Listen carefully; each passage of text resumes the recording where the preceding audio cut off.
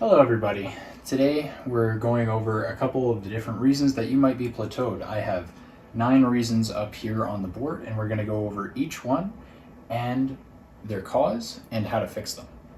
So plateaus are something we all encounter in our training journeys, especially as you get out of the novice phase and reach the intermediate phase. You're more and more likely to encounter plateaus as you continue through your lifting journey. So it's important to learn how to deal with them because having those tools in your back pocket will actually allow you to keep that steady progression and actually reach your goals in the long term. And from that, our first reason that you're plateaued is actually because you're just no longer a novice. So this could mean that you just reached the intermediate stage and you can no longer linearly progress. It could mean that maybe you're a bit of a freak and you were able to linearly progress a lot longer than most people were able to, or your training was preemptively set up to delay a plateau for as long as possible. It just means that you need a little more thought in your programming, or you need to be a little more patient with the process. A lot of us, when we're in the novice phases, we get hooked on the linear gains, the little micro progressions you make sometimes every session, most of the time week to week. It's addicting. It feels good to put more weight on the bar or to get more reps every set, but that doesn't always have to be how that works. The second reason you might be plateauing is because you have too much variation. Having too much variation limits skill acquisition. So let's use an example of in a bodybuilding context versus a powerlifting context. So in a bodybuilding context, you might want to have 5 different chest exercises all to build up your chest. But if you're in a powerlifting context, you probably don't want to have all 5 of those exercises be evenly split in volume. You would probably want something more like 3 or 4 and have at least 2 of those be a main alternative to the bench press, and your bench press for the most part should be taking up the most of your training volume if you're a power lifter at least. Having too much variation is not necessarily a plateau, provided that your roster stays the same. So in the bodybuilding context again, if you have 5 different lifts for chest, they might not all go up very quickly, but if they're all going up steadily over the course of weeks, months, a year, then you're still winning, right? But it is a plateau if you are constantly swapping in exercises. If you are placing in whatever shiny new toy you see on Instagram or on YouTube each training session, you're not going to make much progress because you're swapping between, this week I'm going to do the barrel presses that Alex Leonidas has been shilling, or I'm going to do the ring push-ups. And you see, if you take those things that benefit from having more skill or more strength or more skill acquisition just generally, and you don't stick with them for long, you're not going to be able to reap the benefits. The third reason you might be plateaued is the movement is stale. 2 primary causes of this.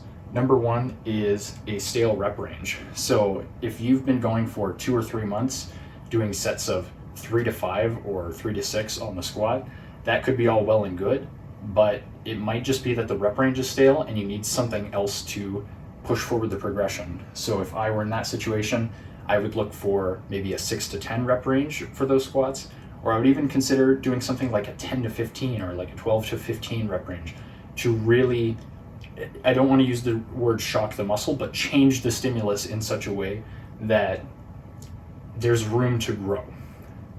Because if you're not very good at the higher rep stuff, that's an area of opportunity. You always need to be looking for areas of opportunity in your training, what you can get better at, especially when what you are doing currently is getting stale. The second reason this can be a problem is because of overuse injuries. So using that squat example again, if you're squatting in the 3 to 6 rep range all the time, you're dedicating a ton of volume in your training towards that, you're going to find very likely that something in your body is going to get mad at you at some point. It could be your shoulder if you're a low bar squatter. It could be your knee, your hip, your low back, your upper back even. All of these things can potentially make the movement harder to put the volume into. So if you can't put the volume into the movement, you can't reap the benefit. So that staleness is preventing you from making further gains, even if you theoretically could if you were in a healthy state. The fourth reason you're plateaued is honestly the number one reason most people are plateaued. It's the real big three. That's calories, hydration, and sleep. If you're not eating enough, you are going to not progress. If you're on a calorie deficit, yeah, you might lose fat, but you're very likely not going to be progressing unless it's on your like bodyweight calisthenics or your calisthenics for reps. In the case of hydration, if you're underhydrated, you straight up just can't train, right? So if you're not getting your potassium in, your salt, and drinking plenty of water, you're just not going to be able to have the energy to put effort into training, so you won't be able to get anything out of it. The last one is sleep. Sleep is where you grow. You should really, if you're serious about weight training, you should always be getting at minimum 6 hours and at best like 8 to 9 hours, right? Aim for 8 to 9 hours every night. I don't care really if you want to stay up extra scrolling on your phone, but if you want to get the best results you can, you need to be sleeping. And increasing your sleep quality can also help with that. So if you find that you wake up in the middle of the night very often, or you can never really get a restful sleep, think about your mattress, think about your sheets, what kind of pillows are you using, what's your sleeping position, what's the room temperature like. All of those things can affect how you sleep, even sleeping on an empty or a full stomach. I personally sleep really well on a full stomach. Most people do. The fifth reason you might be stalled is bad programming. This one I see a lot, actually. The biggest thing really is volume issues. So I either see really not enough volume. I see like maybe 3 sets a week, 6 sets a week. That can be fine if you're a beginner, but as you get more advanced, you're going to want to dedicate more volume to the areas that you want to see have progression. The other end of the coin is people who get caught up in the Instagram PPL kind of split where they do 25 sets of chest twice a week. Like, the reason why you're plateaued is because it's a combination of too much variation, which limits skill acquisition, and fatigue from overuse injuries and from just not being able to dedicate enough intensity to each exercise. And there's also an element of terrible sequencing. I don't want to see your big heavy compound movements right at the bottom of the workout. It's fine if maybe you delay them to the middle, right? Say you're trying to bring up your arms, you do your arms first, then your compounds. But for the most part, I want to see the big heavy stuff at the front. Your barbell rows, your bench press, your squats, your deadlifts.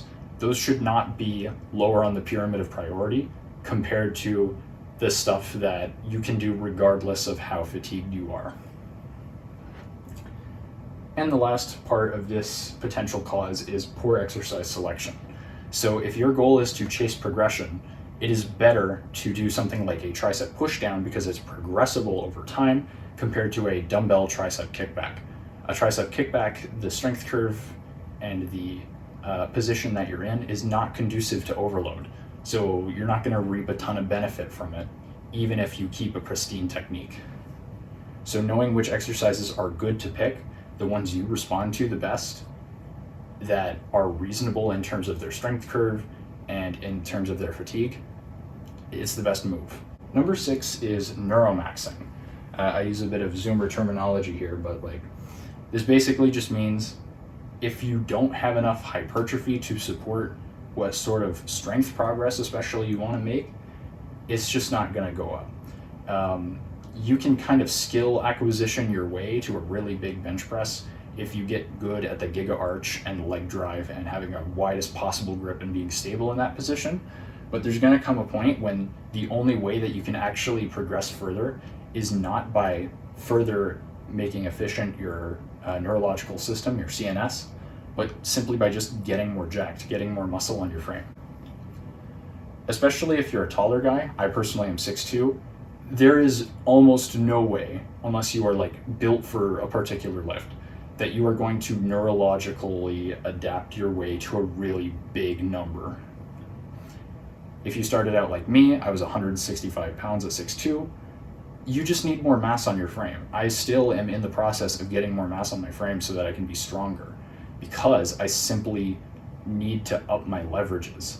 I need to make them more advantageous, and I need to put more contractile tissue on in order to move the weights I want to move, because regardless of how much tissue I put on, I will not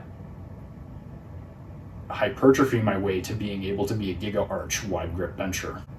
7 really ties in with 6. It's a lack of hypertrophy, so we already kind of talked about that, but this applies not just to your big compound movements, but to your other movements. If you're using chin-ups as a metric, it is wise to invest additional hypertrophy into your biceps and lats. You don't always have to use the main variation or a close variation in order to progress the main variation.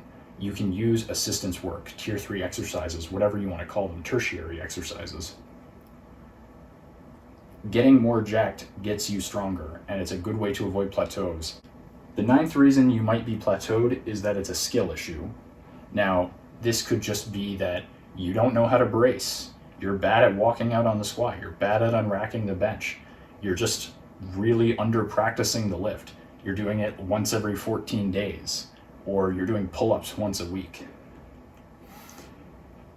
This doesn't apply so much to your isolation lifts, which will probably be more plateaued because of the real big 3, or too much variation, or movement staleness.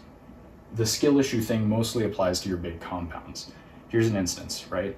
If you front squat once a week, chances are you're not gonna be very good at front squatting. But if you front squat 4 times a week, you're probably gonna be decent at front squatting. Not that I advise front squatting 4 times a week, but you're probably going to be better off in terms of front squatting for doing that compared to if you didn't. Olympic lifters specifically should take note of this, because, and this is just something you pick up from watching them, they have to practice their movements very, very frequently. They snatch and they clean and jerk. That's their whole sport. So like every session they go into the gym, they're going to be doing a clean or a snatch or a jerk of some description, and probably a front squat on top of that, alongside their upper body accessories, maybe some lower body accessories. It all depends. And the very last reason you might be plateaued is because of systemic fatigue.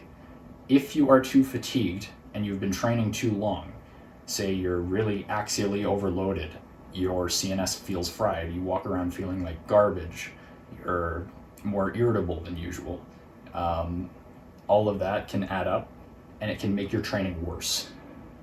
When it makes your training worse and you keep going under fatigue, you're just not going to make gains. So the simple way to fix that is to actually just deload. Like even for a week, cut the intensity by half, keep all the sets, you'll be fine. Intensity is like load, so cut your intensity in half. So the blanket recommendations for avoiding plateaus are basically patience, calories, making sure you're getting your protein in, your micronutrients in, making sure you're not in a deficit, making sure you're appropriately skilled with whatever movement you want to do, and making sure that you're not playing hopscotch with your movements. Keeping a consistent roster over months and months of training, plus those other things that we talked about, the sleep, the calories, the patience, that will result in gains no matter what. It just is how the current theory works. That's all I had for you today. Take care, train hard, and have a great day.